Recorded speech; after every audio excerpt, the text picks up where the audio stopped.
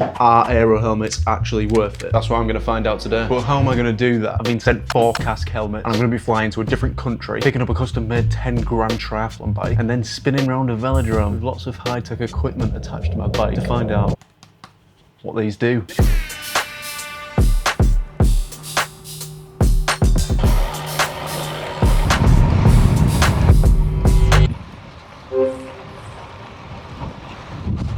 Oh.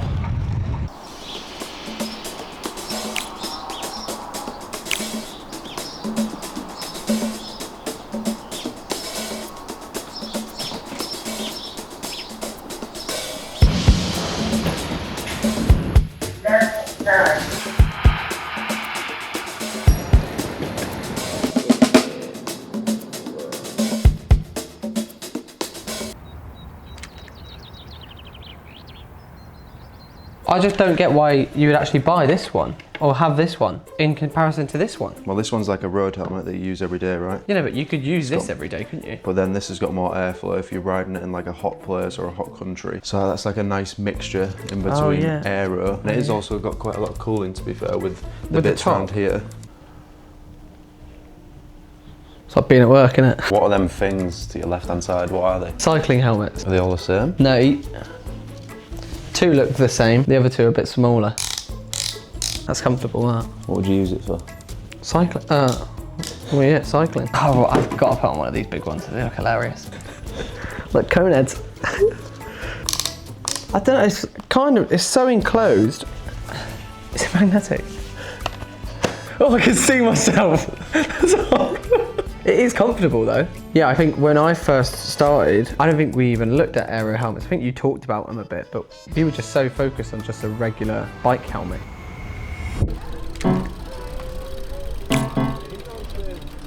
Now it's alright this random guy on your screen just telling you loads of different things about helmets, but who actually am I? Am I a pro triathlete? No. So I'm Jack, I'm 25, currently serving in the British military. I'm in the process of leaving to do triathlon, filmmaking, and everything I love doing full time. Mental, I know. See, 2 years ago I did my first triathlon, and I am on 70.3 in the south of France, in Nice. I did no training, I ended up doing the whole swim breaststroke, surviving on the bike, not knowing there was even a massive mountain you had to climb, and getting overtaken by Doris, Betty, just everybody throughout the run whilst I was cramping up, and I finished in 7 hours. But I still had a massive smile on my face and I absolutely loved it. I fell in love with the sport, the training, the process, just having something to focus on. Being a part of that triathlon community where everyone's pushing themselves is quality. As I started to train more and take the sport more seriously, I did my second race in Croatia and managed to knock off 2 hours going sub 5 in my second triathlon. That was me hooked. And this is the point where I started looking into how I could get faster marginal gains, which led me to buying my first Aero helmet. First race I did with the Kask Mistral was at Ironman 70.3 Venice, where I managed to get another PB of 4.5 hours. The same year, I did another race at Ironman 70.3 Greece, got a power PB on the bike, still trying to improve my training, dial in, and enjoying the process. I went to T100 Dubai, what a race and what a weekend that was, seeing all the pros. Almost every single one of them also had an Aero helmet on. So that just got me thinking, what do they actually do?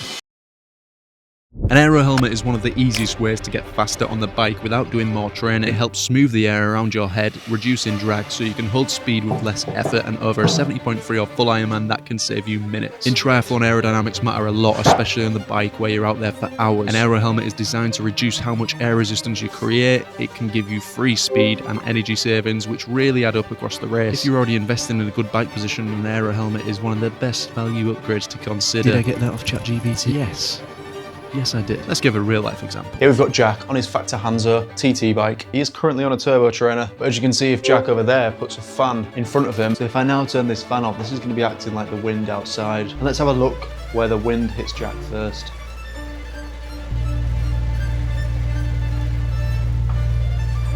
As you can see, it's hitting him straight in the dome. And with a normal helmet, it's still quite slick, but with an Aero helmet, you like the nose of a plane, and you can just cut through the air.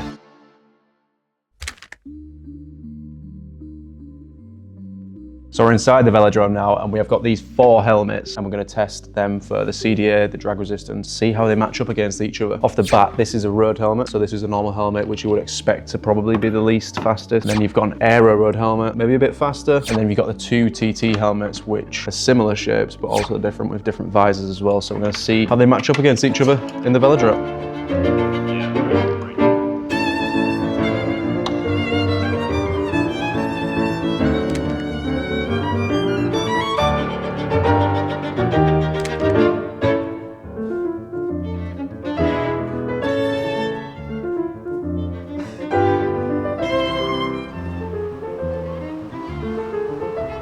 So as you can see now, we've got Jack on the velodrome, I'm going up next, and what they do is we've got Richard over there testing, we've got Alex laying on the floor over there, and if Lewis turns round, we've got Jack on the velodrome.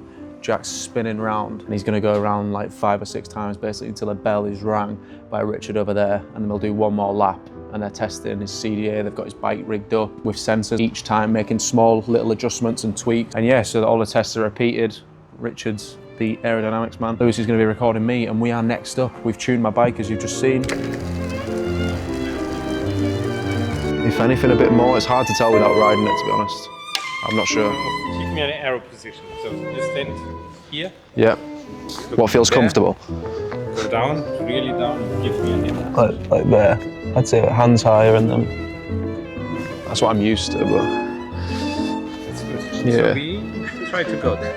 Yeah, awesome. I reckon we need to come in on the arms because my shoulders are not flexible. What about the back of that feeling? Just the positioning itself. Feels really nice, Back yeah. and stuff.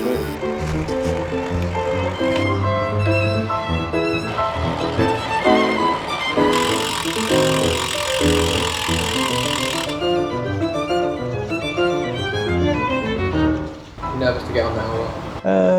I've never been on a velodrome before, but I mean, look at Jack. He's making it look pretty easy, so I don't think there's anything to worry about. It felt nice riding it on there, so I mean, as long as we get up to speed and not go too fast, because I might gas out because my training's not been too good, Lewis. I'm not on these levels.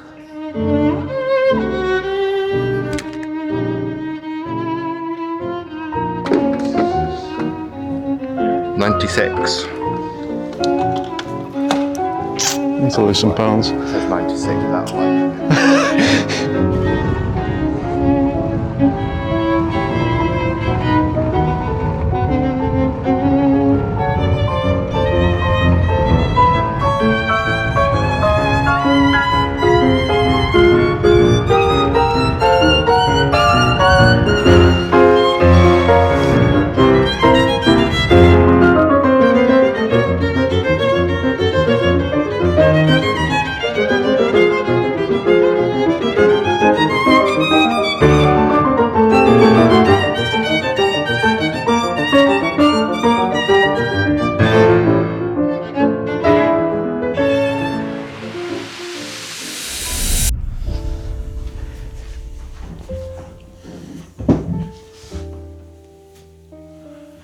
So we are now back and we've got the results from the aero testing camp. We're going to go through each helmet, what they tested at CDA wise, compare them to each other and see if it's what we'd expect to see. So of course we know by now we tested 4 helmets, all Kask. And we were trying to find out, does an aero helmet actually make a difference compared to a normal cycling helmet? I've been wearing a Kask Mistral in my races, but did it actually make me faster? All these tests, we were presuming my race power is around 250 watts and it would have been on a flat course at around 40 kilometers per hour. We are in fact going to start off with the Kask Mistral. This is the first TT helmet I got and the helmet that I wore for Ironman 70.3 Venice, for Challenge Roth, Ironman 70.3 Greece, T100 Dubai. I've worn it all the time. And this tested at around 0.243 to 0.242 CDA wise, which don't worry if it doesn't make sense to you right now. As we go through the helmets, I will give you how much watts I'm actually saving on each helmet. So now we go to the Kask Bambino, which is another TT helmet as we've already spoke about. Bit smaller, might be suited to someone with smaller shoulders or just less broad. In comparison to the Kask Mistral, I lost 2.18 watts here, which doesn't mean this is a slow helmet. It just means the Kask Mistral is more suited to me, my body position, my bike position. And so far, it's looking good. We then move on to the next helmet, in which would expect to be a bit slower than the other 2 TT helmets, because it is the Kask Nirvana, which is a much more aero road helmet, a mixture of the two, almost a hybrid. You're racing in a really hot country or hot conditions, this helmet would be ideal. But you're still getting good airflow with a mixture of aerodynamics as well. In comparison to the Kask Mistral, this tested 4.8 watts slower. Again, at the end, I will go through what these watts mean, how much time you'd lose on a 70.3 and an Ironman, but that is a fair bit between the Nirvana and the Mistral. And finally, the Elemento. So this is the real test, really. Most people, when you're comparing a TT helmet to a normal helmet, you're going to be wearing something like this, a Kask Elemento, which is a really comfortable, everyday helmet that I use all the time. But in a race, how much time are you going to lose? And it's a staggering 9.21 watts, which is mental. That is a lot of watts just for a helmet. So the Elemento here, compared to the Kask Mistral. With no training involved, you're saving 9.21 watts. And according to ChatGPT, that is saving around 2 minutes and 12 seconds on an Ironman 70.3 distance, which might not sound like a lot, but when you've got, you know, your Aero helmet, you've got potentially your disc wheel as well, you've got your legs shaved, you've got a dialed in TT position, this can easily turn to 10-15 minutes before you know it. And you've got to remember, it's all free speed.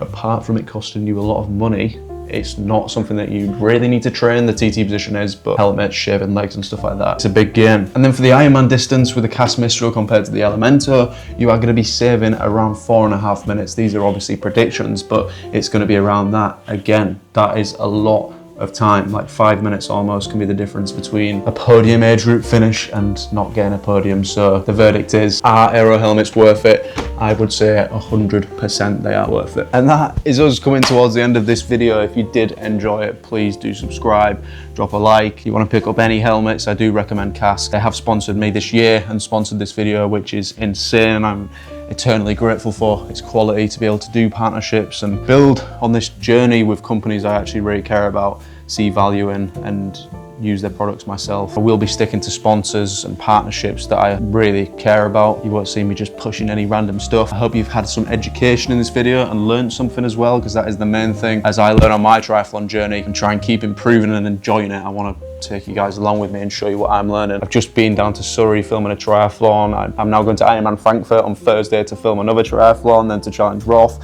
So it is incredibly exciting. I've left the military kind of now officially at the end of the year, so it's now full time with videography, triathlon, racing, training, everything like that. So if you want to follow the journey and see how a young lad just trying to do stuff he enjoys and follows passions gets on, then please do subscribe, because I'm not going to be getting paid by the military anymore, so kind of need some people to follow along and care. See you later.